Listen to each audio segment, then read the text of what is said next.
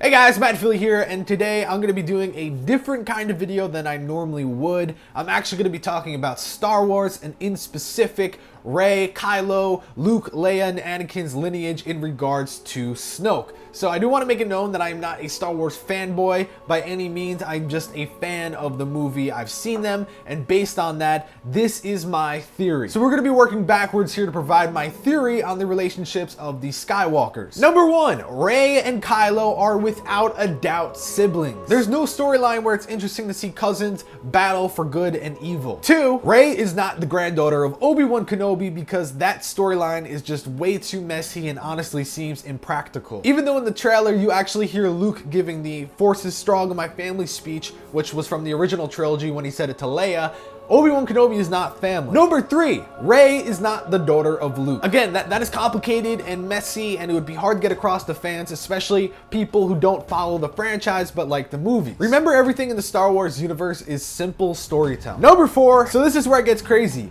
Rey is without a doubt Han and Leia's daughter, and this is how I think it went down. So Han and Leia had Ben Solo after the return of the Jedi. So with Han not being a fan of the Force, he decided not to let Ben be trained in the way of the Force by Luke, as every Jedi should from the beginning. So roughly 8 years in, Ben becomes a handful and starts displaying great abilities in the Force. So Han reluctantly allows Ben to go train with his uncle, and that's what causes the split between Han and Leia. At this time, Leia is actually pregnant with Rey, but Han did not have knowledge of this before he left. When Rey is born, which by the way isn't her actual name, Leia decides to go send her to train with Luke, just like it's supposed to be done since you're an infant. So at this point, Ben, aka Kylo, has some sort of attachment to Rey, but he's unsure why, not knowing that it's actually his sister. And then blah blah blah, Ben turns to the dark side, he wipes out the Jedi that Luke was training, and Maz Kanata takes Rey and puts her on Jakku and wipes or blocks her mind to protect her. This all ties together with what Maz had to say about the eyes. I've seen those eyes before.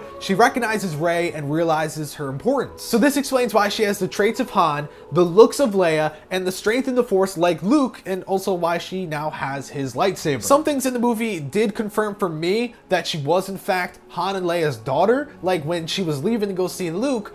The way that Leia looked at her and the hug that she gave, it was very much a mother's hug. Also, the way that Chewie had looked at Rey when they went to go find Luke, it was as if he knew that she was a Solo and that he was protecting her for an old friend. So now we know who Luke and Leia's father is, but where did he come from? Well, Anakin was supposed to be of a virgin birth. In the prequels, specifically the Revenge of the Sith, Palpatine is talking to Anakin about Darth Plagueis and how powerful and wise he is, that he could create life and cheat death. Snoke is Darth Plagueis, hence his interest in Ben Solo and Rey. So my theory is that Darth Plagueis created Anakin from nothing, and Anakin was supposed to be his apprentice. Sidious would have been killed, and Anakin would have walked in. Palpatine realized this, so he killed Darth Plagueis in his sleep. That is why he eventually takes Anakin to be his apprentice, knowing that he is a very powerful user of the Force, because he was created by Plagueis himself. So now that we've seen new Force powers in this movie, it will be revealed that Darth Plagueis actually escaped his death by moving his dark presence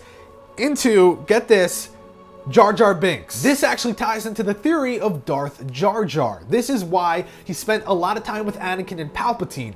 That way he could keep tabs on them, but also at the same time, he could work on perfecting his dark side powers so that he could eventually get back into his body or create a new one using the Force. So, Darth Plagueis is the great-grandfather of Ben and Rey Solo, the grandfather of Luke and Leia, and the father of Anakin. Hence the whole reason why it's so easy for them to fall to the dark side, because it's their roots. And that is my theory. So guys, if you have your own theory, let me know down below in the comment section. Let me know if you agree or disagree with mine. If you have any questions, let me know. I'll try my best to answer you. And that's gonna do it. So let me know if you want to see more Star Wars content here in the future. And with that said, don't forget, I'm Matt Philly and you're not. Get out of my face. Have a great day, and I'll catch you on the flippity flop.